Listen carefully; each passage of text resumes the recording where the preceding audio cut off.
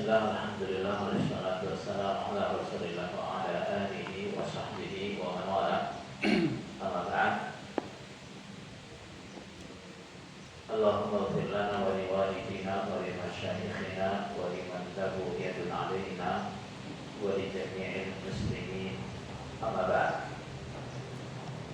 Kita akan bahas tentang hukum membaca di belakang imam saat salat jahriyah. Salat jahriyah itu apa? Salat yang di dalamnya imam mengaraskan bacaannya. Kalau salat 5 waktu, maghrib, isya dan subuh. Baik. Begitu juga salat-salat sunnah yang disyariatkan berjamaah. Di situ imam biasanya mengeraskan bacaannya. Baik.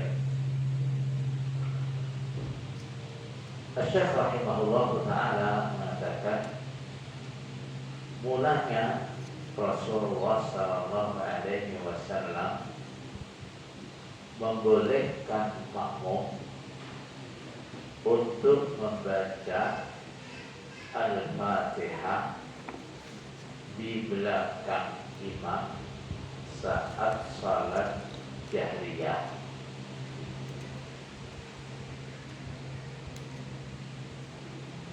Yaitu Rasulullah sallallahu alaihi wasallam saat itu dalam salat subuh.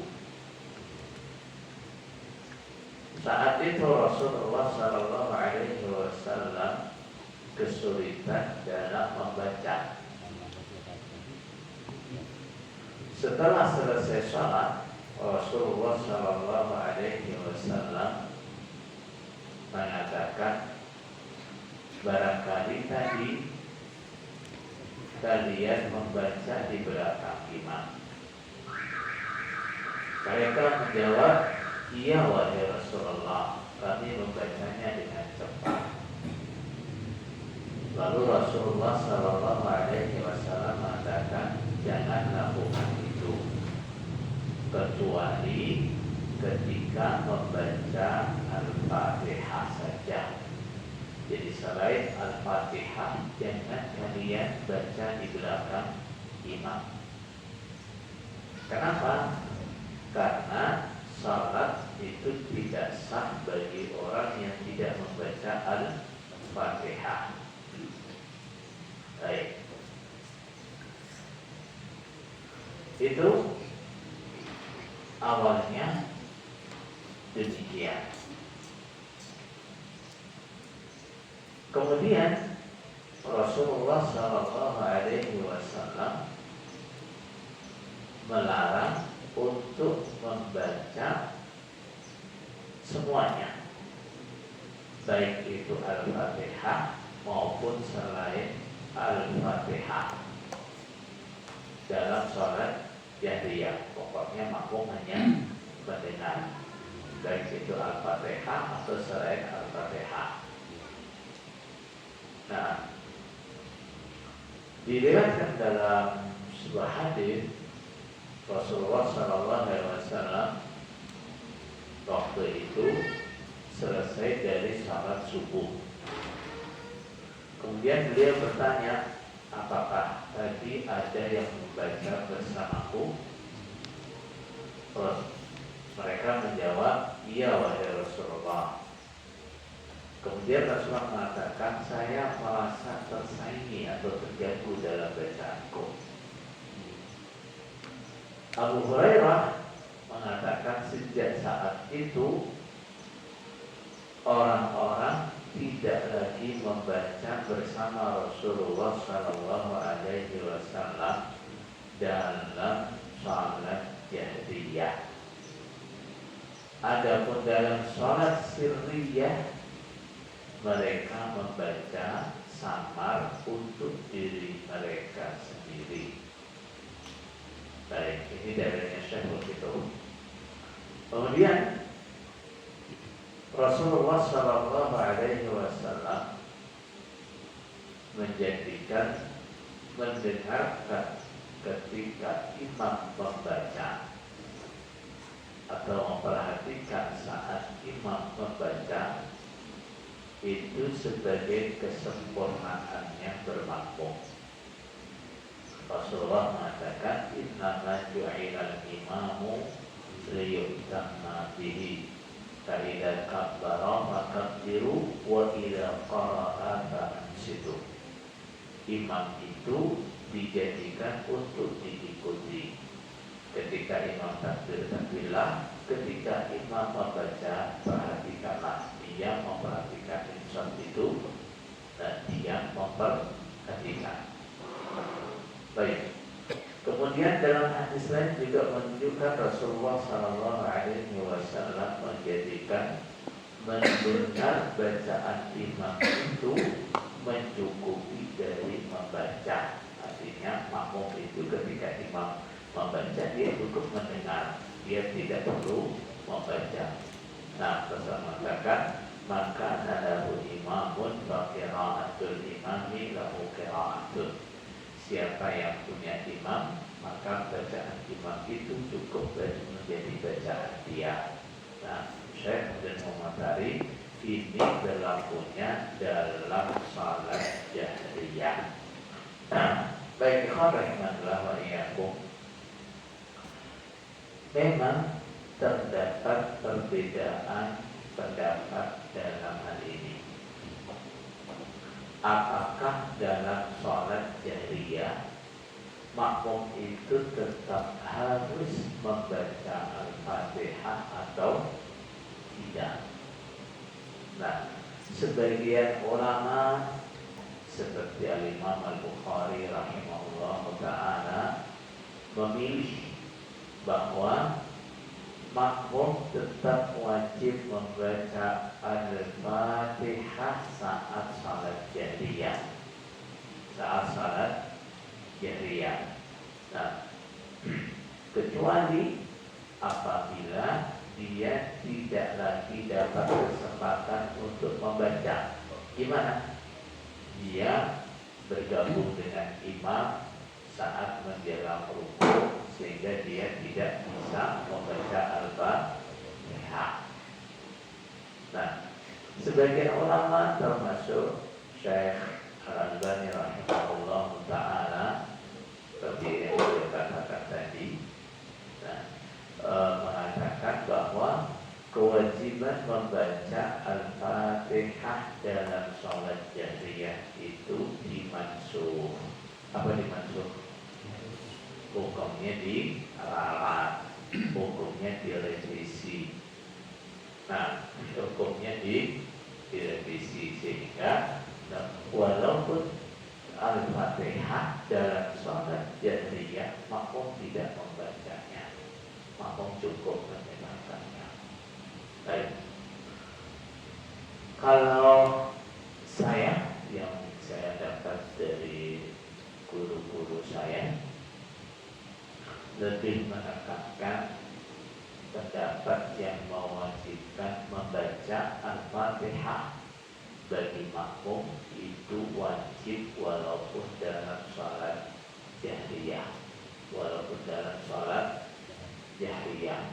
Adapun caranya bagaimana? Bisa dibaca sebelum imam, atau bisa dibaca bersama imam, atau dibaca setelah imam. Selebihnya setelah membaca surat Al-Fatihah dia memperhatikan bacaan imam. Baik ya. Baik. Tapi bagaimana bila ada yang berbeda seperti pendapat Syekh rahimahullah ta'ala di sini? Kita tidak mengingkarinya. Bagaimanapun ini adalah masalah ijtihad. Kita berpegang pada pendapat yang sejauh pengetahuan kita atau sejauh penjelasan yang kita terima, ya, ini yang lebih kuat. Nah, itu yang kita pegang. Nah, adapun nanti setelah kita belajar, kita kemudian sampai pada kesimpulan lain. Kok setelah saya banyak pelajari kok ternyata yang lebih kuat yang tidak mewajibkan misalnya, atau yang tidak mensyariatkan membaca di belakang imam saat salat jahriyah, ya itu tidak mengapa, itu tidak mengapa. Itulah konsekuensi orang belajar. Konsekuensi, salah satu konsekuensi orang belajar itu adalah apa?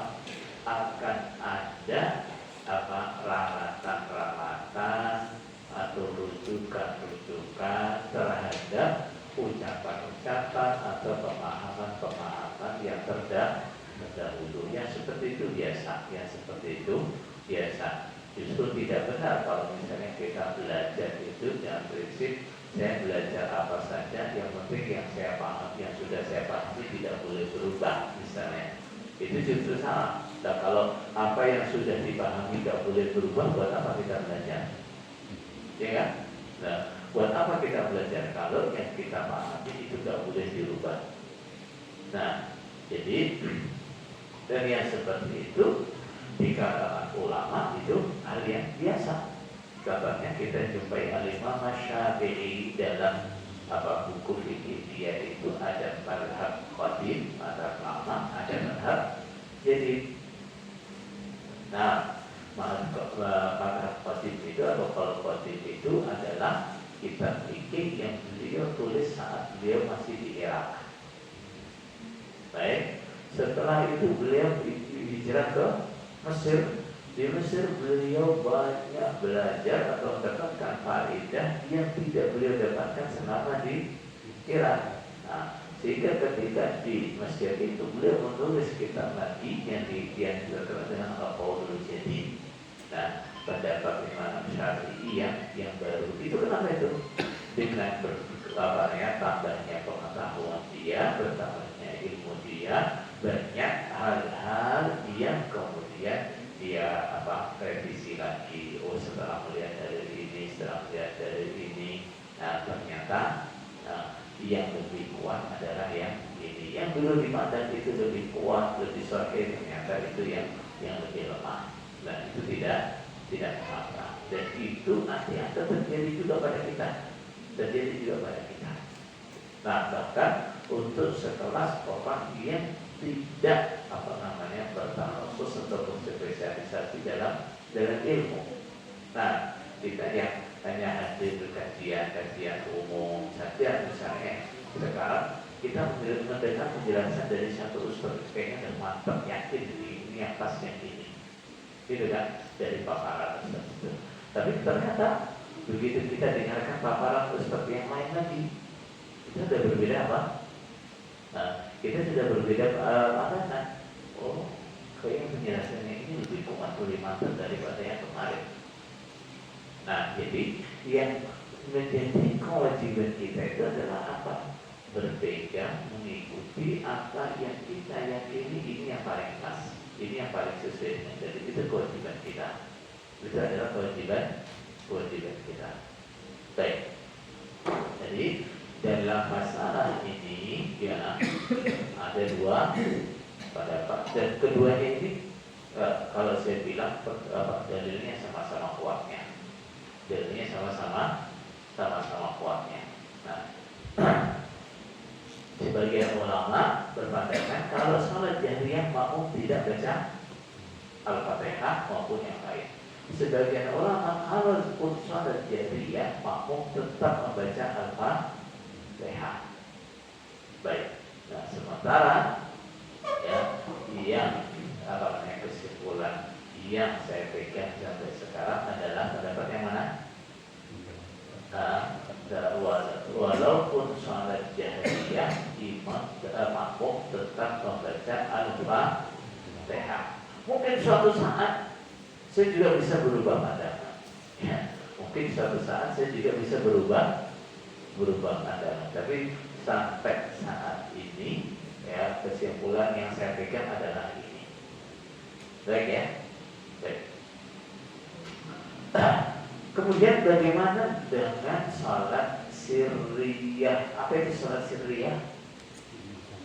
Salat sirriyah itu adalah salat di mana imam membaca dengan sir. dan membaca dengan sin.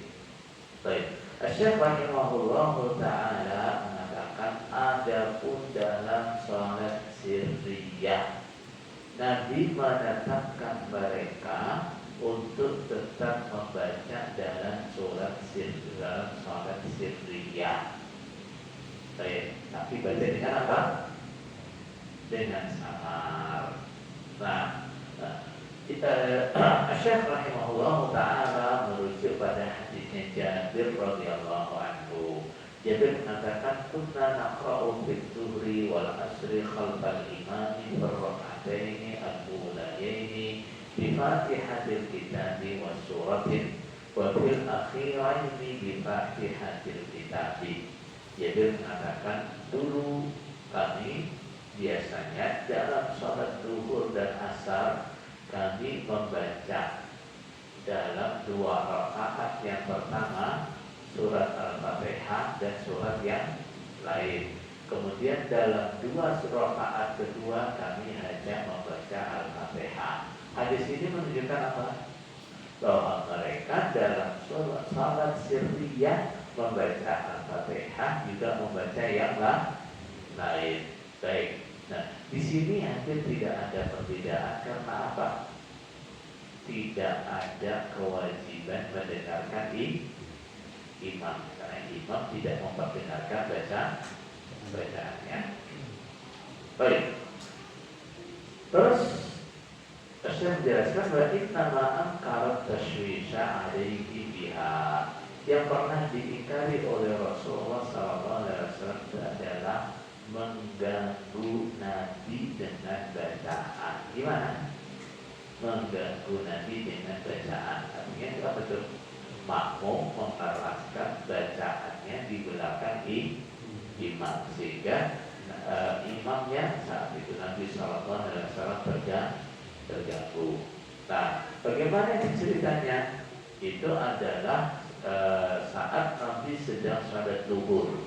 Setelah sholat zuhur Rasulullah SAW mengatakan, siapa yang tadi membaca Sabbihisma rabbikal a'la, agar terdengar oleh imam, berarti bacaannya keras.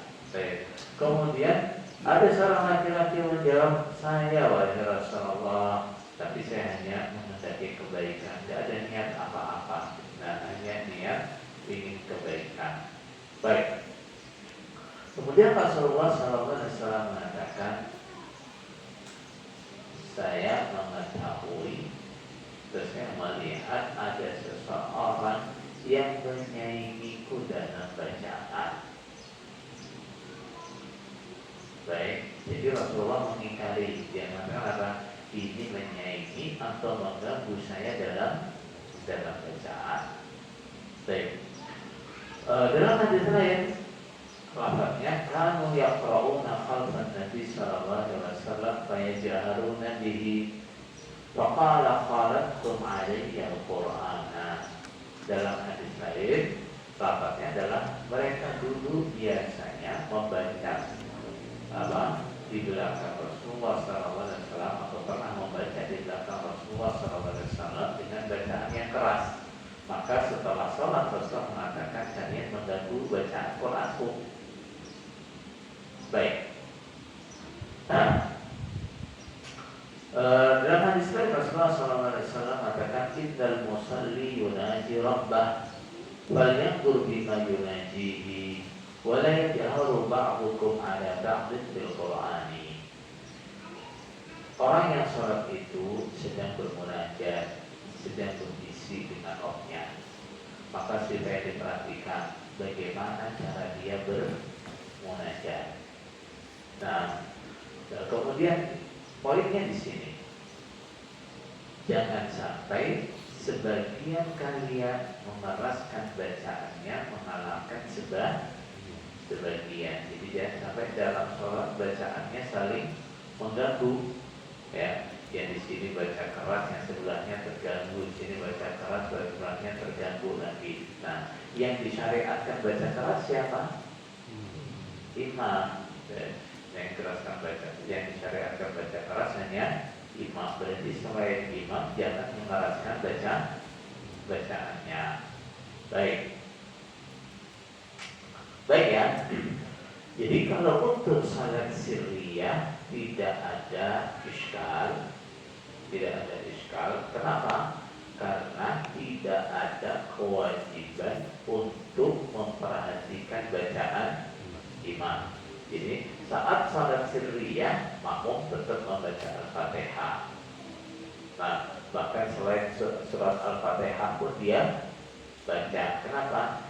Imam tidak memperdengarkan bacaannya kepada makmum, sehingga makmum tidak harus memperhatikannya.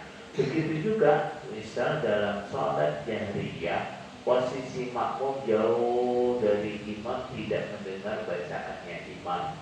Di situ juga makmum boleh membaca dengan cara yang sama. Apa itu? Dengan cara disamakan, sekiranya tidak mengganggu orang yang di sampingnya. Baik. Nah, adapun tadi dalam sholat jahriyah bagaimana? Ada dua pendapat. Baik, kita beralih ke masalah berikutnya. Dan di sini Syekh rahimahullah taala menyinggung keutamaan membaca Al-Quran.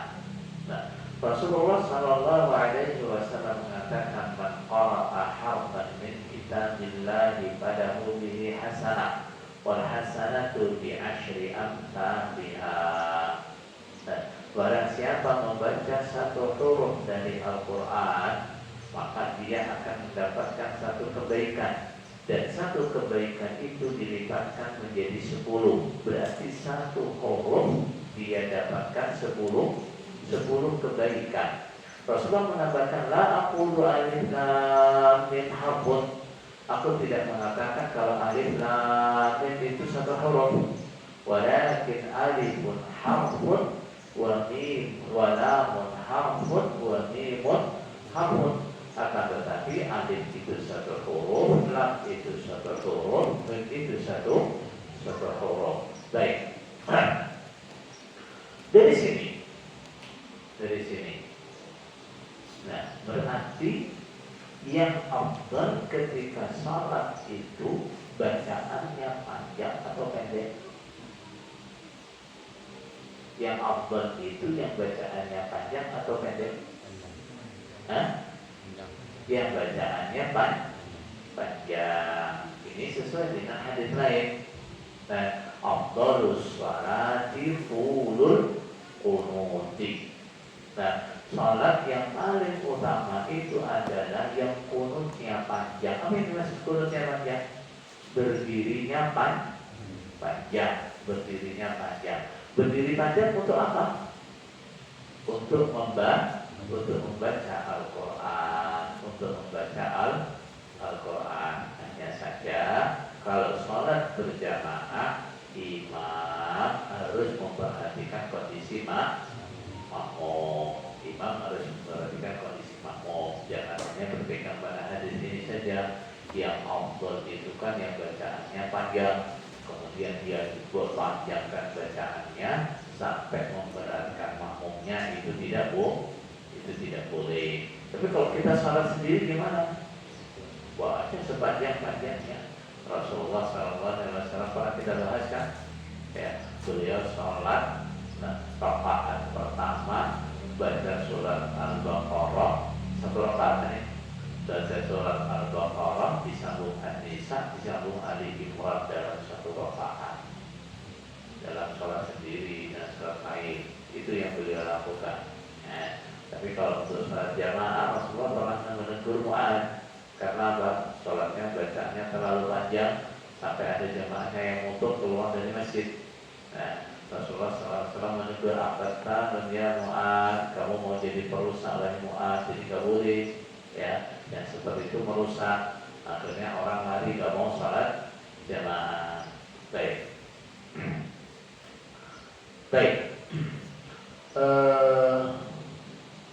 Kita beralih ke masalah berikutnya. Hukum membaca amin.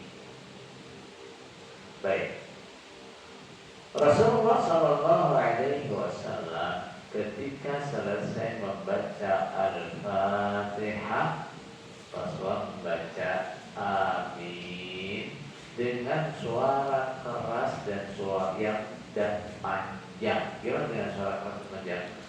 Amin, ya, atau amin. Suaranya keras dan panjang. Baik, bahkan dalam suatu hadis disebutkan ketika Rasulullah SAW selesai membaca Al-Fatihah dan makmum semuanya serentak membaca amin, masjid sampai seperti bergetar dengan suara amin. Baik, apa artinya amin? Sehingga itu disunahkan ketika kita selesai membaca Al-Fatihah. Arti amin itu adalah Allahumma stajib. Ya Allah, semoga Engkau kabulkan. Ya Allah, semoga Engkau mengkabulkan. Nah, kenapa ini disunahkan? Karena di akhir surat Al-Fatihah kita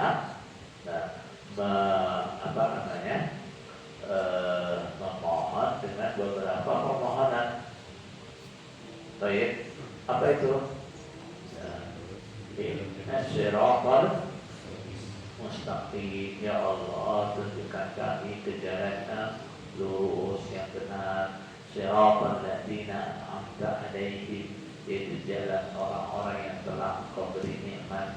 Ghairil maghdubi 'alaihim, bukan jalan orang-orang yang Engkau murkai. Waladhdallin, juga bukan jalan orang-orang yang tersesat. Kita mengucapkan doa itu. Nah, maka kemudian disunahkan mengucapkan amin.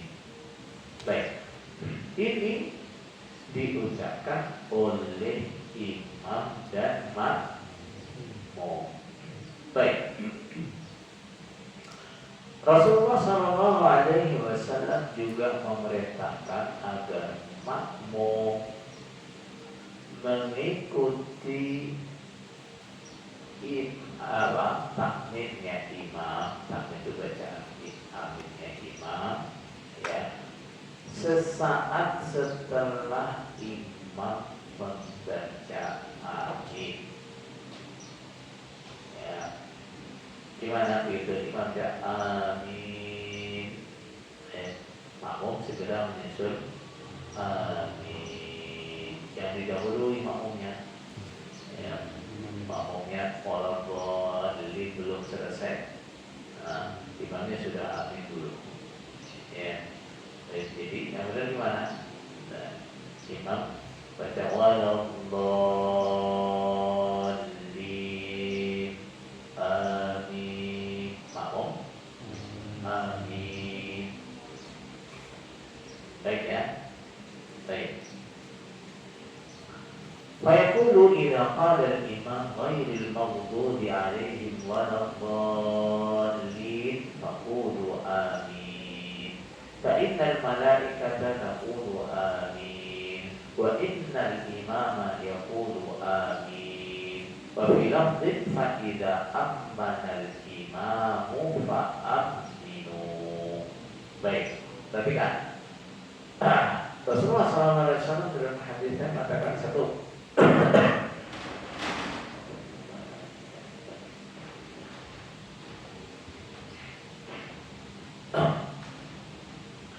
ketika imam mengucapkan ghairil maghdubi 'alaihim waladdallin, segeralah ucapkan amin. Kenapa? Karena malaikat juga mengucapkan amin, imam juga mengucapkan amin. Baik, kalau kita lihat dari satu hadis ini seakan-akan gimana? Kita tidak menunggu aminnya imam. Begitu imam waladdallin, hadisnya mengatakan apa? Segera ucapkan amin. Baik, tapi ternyata ada hadis lain yang menunjukkan prakteknya adalah setelah aminnya imam. Gimana hadisnya? Wa fi bilafdin idza ammanal imamu fa'aminu. Ketika imam telah selesai mengucapkan amin, segeralah ucapkan amin. Berarti aminnya makmum setelah atau sebelum imam? Setelah. Baik. Faman wafaqa ta'minuhu ta'minal malaikah wa fi lafzin akhar idza qala ahadukum fis salati amin wal malaikatu fis samai amin fa wafaqa ahaduhum al akhar ghufira lahu ma taqaddama min dhanbihi. Ya. Barang siapa yang baca aminnya bersamaan dengan aminnya malaikat, maka diampuni dosa-dosanya yang telah lewat. Dan riwayat lain, ketika kalian dalam sholat mengucapkan amin, malaikat di langit mengucapkan amin. Kemudian aminnya kalian mencocoki aminnya malaikat atau aminnya malaikat mencocoki yang amin kalian, maka dosa-dosanya yang telah lewat diampuni. Baik ya. Itu disunahkan dibaca dengan keras. Disunahkan dibaca dengan keras, baik oleh imam maupun makmum. Baik. Tapi hadisin akhar faqulu amin yujibkumullah. Ucapkanlah amin, maka Allah akan mengabulkan doa kalian. Nah, karena amin itu apa? Ya Allah, kabulkanlah. Baik. Dalam hadis lain Rasulullah sallallahu alaihi wasallam mengatakan, "Ma hasadatkumul yahudu ala syai'in ma hasadatkum ala salami wa ta'mini khalfal imam." Tidak ada sesuatu yang paling diiri oleh Yahudi dari kalian. Nah, seperti mereka iri terhadap kebiasaan salam kalian dan bacaan amin kalian di belakang imam. Ini dua hal yang menjadikan Islam itu indah sekali sampai orang yang iri. Kenapa di syariat kita kok nggak ada ya? Nah, di syariat kita kok nggak ada ya? Nah, gimana? Islam itu mengajarkan gimana? Afsyus salam, sebarkan salam, siarkan salam. Apa artinya sebarkan, siarkan salam itu? Apa artinya? Ketemu siapapun ucapkan salam. Ketemu siapapun ucapkan salam. Pokoknya ketemu orang Islam salam. Baik. Kalau kita di negara atau di daerah yang mayoritasnya orang Islam, ya sudah, kita ketemu siapapun salam sampai kita tahu dia bukan orang Islam, gitu ya. Tapi selagi kita tidak tahu dia itu bukan orang Islam, ucapkan salam, assalamualaikum, assalamualaikum. Ya, yang beralasan saya nggak kenal dia, apalagi alasannya dia nggak dikajian kita lah, paham ya? Paham? Ya. Jadi salam itu disiarkan seluas-luasnya. Nah, ketemu siapapun ucapkan salam, assalamualaikum, assalamualaikum. Itu hal yang sangat indah dalam Islam yang orang Yahudi iri terhadap hal ini. Tapi saya sekarang banyak ditinggalkan, ya, banyak ditinggalkan. Tidak terakhir salam, tidak terakhir dengan ucapan salam. Sama-sama menyapa. Kalau yang diucapkan salam kan lebih indah kan, ya kan? Daripada mengucapkan monggo, ya kan? Daripada permisi, ya, boleh, itu boleh, ya, itu bagus. Nah, tapi salam dulu dong, ya. Assalamualaikum, waalaikumsalam, monggo permisi, gitu kan, enak kan? Nah, tapi salam dulu, ya, salam dulu. Assalamualaikum, permisi Pak, apa lewat, gitu. Enak kan? didulukan gitu. Jadi ada pahala mengucapkan salam, ada pahala bersama-sama dengan saudara. Nah, kira-kira sulit tidak ya? Tidak, tapi berat. Yang bikin berat apa? Karena nggak terbiasa. Nggak terbiasa. Tapi kalau kita aktif, biasanya berat itu di awal. Ya awal. Nanti lama-lama terbiasa. Orang juga mungkin pertama merasa aneh. Ketemu kita jawab assalamualaikum, kita kaget. Tidak biasanya saat kaget karena tidak biasanya. Tapi nanti mereka apa? Nanti kalau saya ketemu pulang dia pasti bilang assalamualaikum. Dan nanti ketika dia merasakan indahnya, indah banget dia kalau ketemu begitu, dia akan mencoba mempraktekkan itu kepada orang lain. Nah, bila itu berhasil, rahimallahu wa iyyakum, Rasulullah SAW mengatakan, man ahya sunnati faqad ahabbani, wa man ahabbani kana ma'i fil jannah. Siapa yang menghidupkan sunnahku berarti dia mencintaiku. Barang siapa mencintaiku dia akan bersamaku di surga. Baik.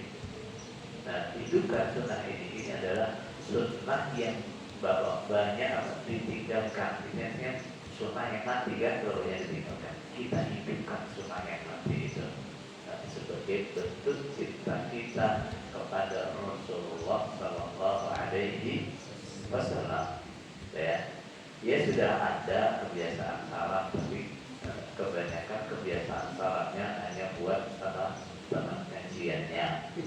Baik, itu bagus. Tapi harus dilengkapi ya. Salam itu haknya semua muslim.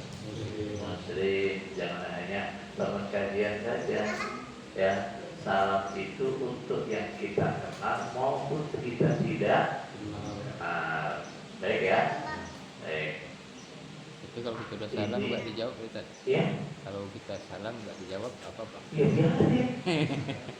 Dia nggak jawab, ya biarin. Jawab itu kan kewajiban dia, bukan kewajiban kita. Ya kan?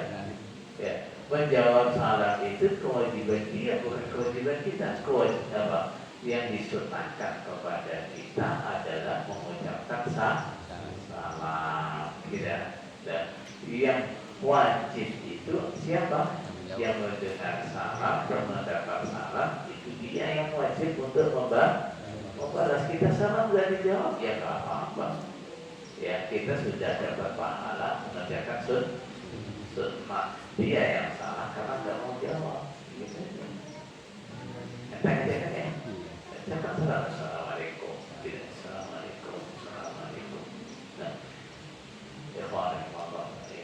ini hal terindah yang pertama kali didengar oleh Abdullah bin Salam ketika Rasulullah Sallallahu Alaihi Wasallam baru tiba di Madinah. Dia terkenal sekali itu. Dan yang pertama kali aku dengar dari Rasulullah Sallallahu Alaihi Wasallam adalah ya ayuhan nas afshus salam wa at'imu ta'am wa sallu bil laili wan nasu niyam tadkhulul jannata bis salam. Wahai manusia, siarkan salam. Terus wa at'imu ta'am, sering sedekah makanan. Baik. Wa sallu bil laili wan nasu niyam. Biasakan sholat malam saat orang-orang sedang tidur. Tadkhulul jannata bisalam, kalian akan masuk surga dengan selamat. Baik. Kalau ada suara. Baik. Yang kedua yang diiri oleh orang Yahudi adalah apa? Salam. Membaca amin di belakang imam. Masya Allah, itu apa namanya, suara indah dan menggetarkan. Bagaimana tidak? Ribuan orang, ratusan orang, bisa ribuan orang serta mengucapkan amin. Ya, nah, hal yang sangat indah dan menggetarkan jiwa. Makanya mereka kok di agama kita nggak ada ya, gitu. Baik, gimana kita tinggalkan dulu? Lanjut. Lanjut. Hujan dulu.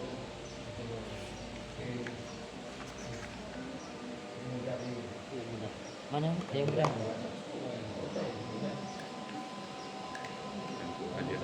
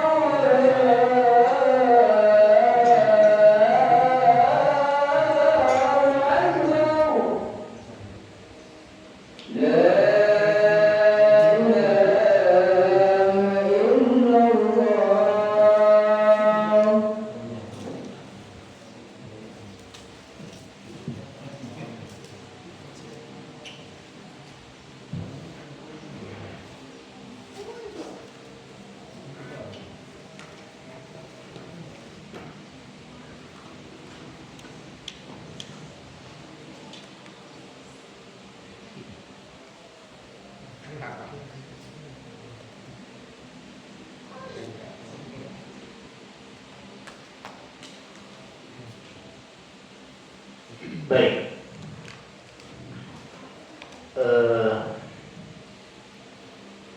Masalah berikutnya adalah apa yang dibaca oleh Rasulullah Sallallahu Alaihi Wasallam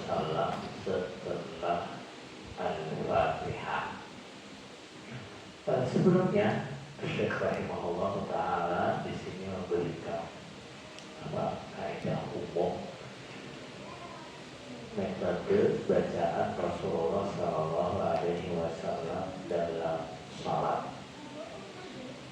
yang intinya adalah panjang atau pendek bacaan setelah Al-Fatihah itu tergantung pada kondisi.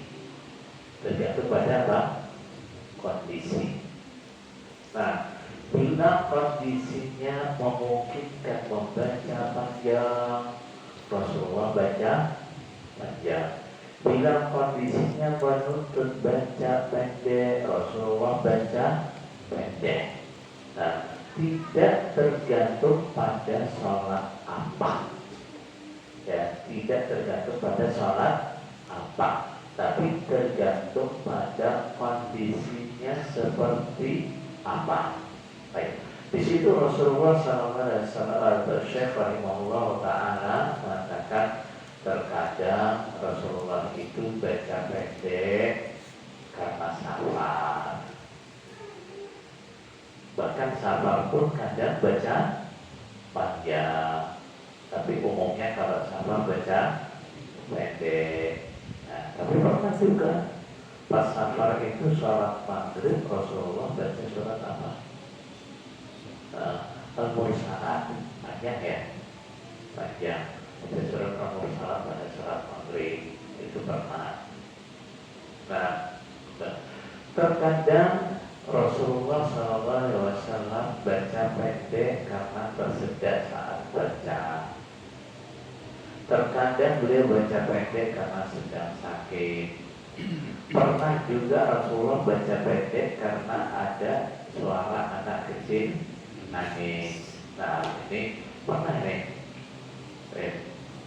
Rasulullah SAW waktu itu sedang sholat subuh. Surat hadis Anas ini. Gak biasanya Rasulullah baca pendek surat subuh. Seringnya kalau subuh beliau baca surat panjang. Tapi saat itu tiba-tiba Rasulullah bacanya pendek. Bahkan dikatakan dalam riwayat lain, yang dibaca itu adalah salah satu dari surat terpendek. Kira-kira surat apa itu? Bukan. Bukan.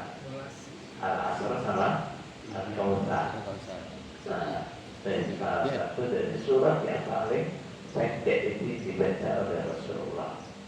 Nah, maka para sahabat penasaran, tanya Rasulullah, kenapa kau bacanya cepat?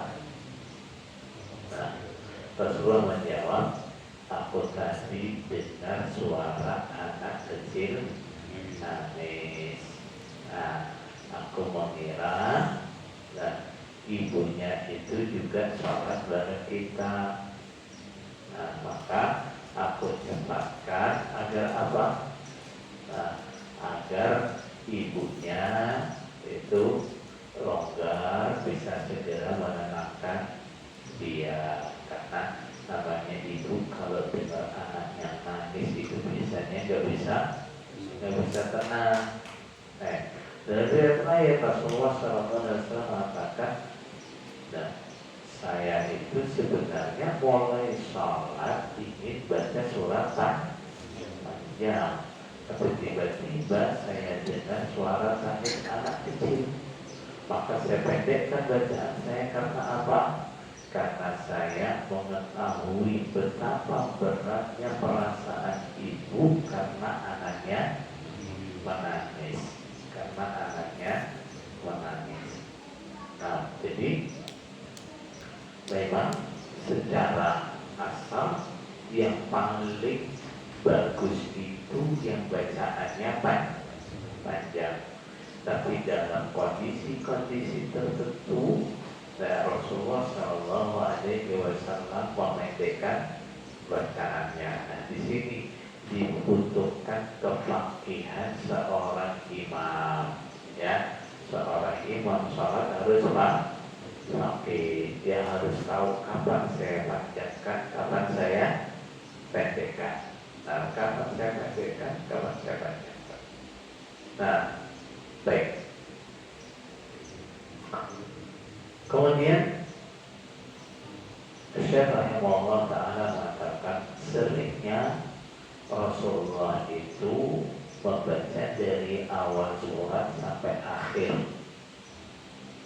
Ini yang paling bagus, paling utama. Jadi sholat itu yang dibaca satu surat sempurna, ya, dari awal sampai akhir. Nah, Rasulullah SAW pernah mengatakan, "Uqtuhul la suratin hamdaha minar ruku'i was sujud."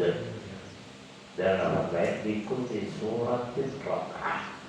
Berikanlah setiap surat itu bagiannya dari rukuk dan sujud. Artinya apa tuh? Baca suatu surat sampai sempurna, baru rukuk, baru sujud. Baik, ini yang paling utama. Tapi tidak selalu begitu juga. Yang diperhatikan Rasulullah juga pernah satu rakaat itu satu surat dibagi dua rakaat, dan satu surat dibagi dua rakaat. Itu juga pernah. Nah, pernah juga satu surat itu dibaca dua kali. Rakaat pertama ya surat itu, rakaat kedua juga surat itu juga pernah dipraktekkan oleh Rasulullah. Nah, kok sama ya? Gitu ya Pak ya? Sama. Apa? Kulwallah. Masya Allah. Nah, baik. Pernah juga Rasulullah SAW dalam satu rakaat menggabungkan dua surat atau lebih. Nah, dalam satu rakaat yang dibaca dua surat atau lebih. Nah, ada juga itu yang dipraktekkan oleh sahabat Rasulullah. Ada seorang laki-laki Ansar biasanya mengimami di Masjid Quba. Dia setiap kali membaca dalam sholat itu mesti, ya, apapun yang dia baca, ya, itu pasti diawali dengan qul huwallah.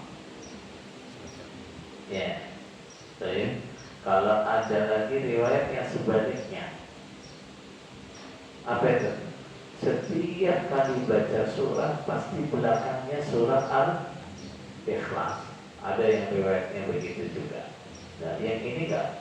Jadi mau baca surat apapun awalnya surat Al-Ikhlas. Nah, itu setiap rakaat dia begitu.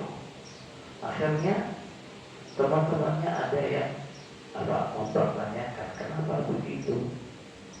Nah, dia merasa ini terkaitnya komplain ini, maka dia bilang, nah, jadi komplainnya kok selalu begitu, emang gak sah kalau gak begitu gitu. Nah,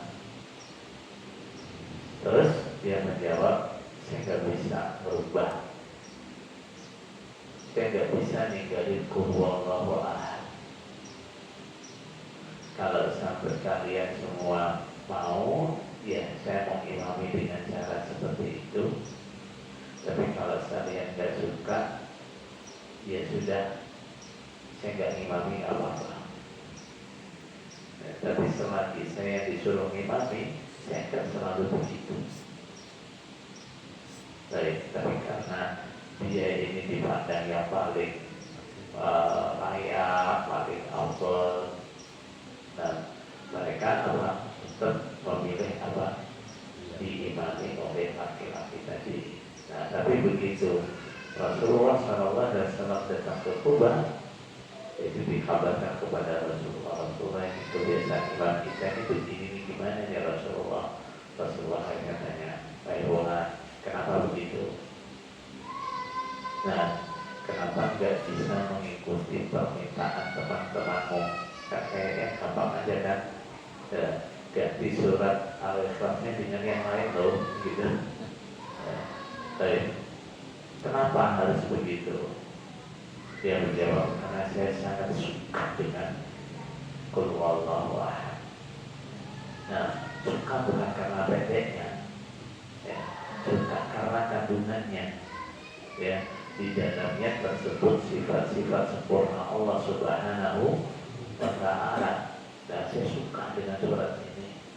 Maka Rasulullah Sallallahu Alaihi Wasallam menjawab, cintamu pada surat Al-Fatihah itu akan memasukkanmu ke surga. Baik. Nah, cintamu kepada surat Al-Fatihah itu akan memasukkanmu ke surga. Boleh praktek seperti ini juga boleh. Ya. Tapi yang menjadikan sukanya bukan karena apa? Ini pendek, kalau sholat baca ini cepat nih, enggak.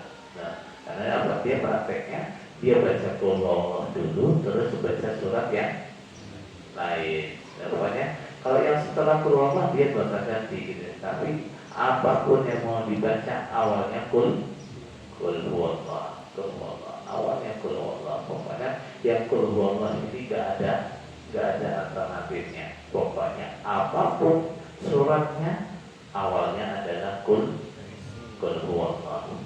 Baik, karena baik ya. Baik, kita cukupkan bahasan kita malam hari ini. Barangkali ada pertanyaan, dipersilakan. Nah, Kalau kita aminnya itu lebih dulu dari imam ke mana? Soalnya ada imam itu dia baca aminnya agak lambat.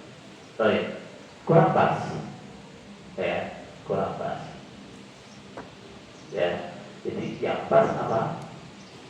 Setelah imam, ya, setelah imam. Makanya kita kalau makmum itu coba perhatikan kebiasaan imam, ya, kebiasaan imam. Kebiasaan imam saya itu dia itu takbirnya itu setelah dia turun ruku atau dia takbir dulu baru ruku. Ya, kita perhatikan. Ya. Karena apa? Kewajiban kita adalah ruku setelah rukunya imam. Ya, jadi ketika imam selesai ruku, Allahu Akbar, dia sudah ruku, kita ikut ruku. Nah, masalahnya kadang imam itu ada yang Allahu Akbar baru dia turun ruku.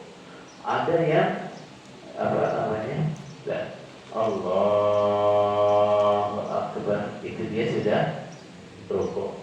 Ada yang ruku dulu baru Allahu Akbar. Nah, kita makmum sehari-hari kalau bisa perhatikan kebiasaan imamnya. Untuk imam juga biasakan gimana? Membiasakan hal-hal yang mengurangi kesalahannya makmum. Ya, imamnya dikurangi kebiasaan yang menjadikan makmum salah. Seperti misalnya kalau mau ruku, sujud misalnya, gimana? Jangan takbir dulu baru ruku, atau takbir dulu baru sujud. Walaupun itu boleh. Tapi kan kalau begitu nanti makmum yang nggak terbiasa, dia sudah dengar takbir, dia ikut ruku. Dia sudah dengar takbir, dia sujud. Padahal imamnya takbir dulu baru ruku, takbir dulu baru sujud. Nah, baik ya. Jadi yang pas baca amin itu gimana? Setelah imamnya amin, ke imamnya agak lama, ya. Ya berarti kita nunggu. Mau ghairil maghdubi alaihim waladdallin. Mau juga mau amin bukan apa dulu loh. Kalau ditutup seperti mana? Amin. Bisa. Jadi ya pasti dia kan apa sudah waladdallin. Amin.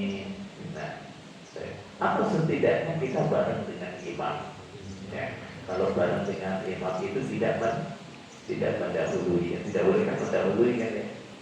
Baik, yang tidak boleh itu mendahului. Nah, kalau bareng itu masih boleh. Tapi yang pas adalah setelahnya imam. Setelahnya imam. Baik. Kalau imamnya tidak membaca amin gimana Ustaz? Kalau imamnya tidak membaca amin, Banyak itu Ustaz. ada tak? Banyak. Ada. Ya sudah. Kalau imamnya biasanya nggak baca amin, ya kita baca amin. Baik. Kita ikuti dalil apa? Idza qala ghairil maghdubi 'alaihim waladdallin, kita baca amin. Baik. Nah.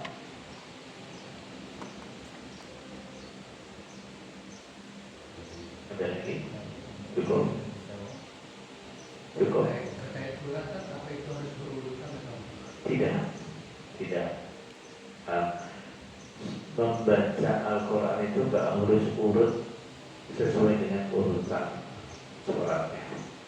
Yang tidak boleh itu apa? Mengacak urutan ayatnya. Itu yang tidak boleh. Misalnya baca Qul huwallahu dimulai dari belakang, nggak boleh. Ya. Nah, baca Al-Baqarah dibaca mundur dari akhir ke awal, itu nggak boleh. Tapi kalau saya rakaat pertama saya ambil akhir surat Al-Baqarah berapa ayat, tapi saya baca urut juga nih. Ya. Kemudian rakaat kedua saya ambil tengahnya Al-Baqarah, saya baca urut juga, boleh tidak? Boleh. Ya tidak boleh gimana? Saya baca mundur, nggak boleh. Nah, saya baca mundur, nggak boleh. Baik ya. Nah, kalau urut itu tadi Rasulullah kita nyatakan beliau membaca Al-Baqarah, setelah Al-Baqarah An-Nisa. Kalau urutannya gimana? Habis Al-Baqarah Al-Imran kan. Beliau baca Al-Baqarah terus An-Nisa terus Al-Imran. Nah, mushaf sahabat sebelum diseragamkan oleh Utsman, urutan suratnya juga beda-beda. Nah, mereka mengurutkan suratnya beda-beda. Mushafnya Ibnu Mas'ud, mushafnya Ali, dan mushafnya yang diseragamkan oleh Utsman, urutan suratnya tidak sama. Baik ya, jadi urutan surat itu tidak wajib, yang wajib urutan kalimatnya dan urutan ayatnya. Baik. Cukup. Baik, subhanakallahumma wa bihamdika asyhadu an la ilaha illa anta astaghfiruka wa atubu ilaik. Jazakumullahu khairan. Wassalamualaikum warahmatullahi wabarakatuh.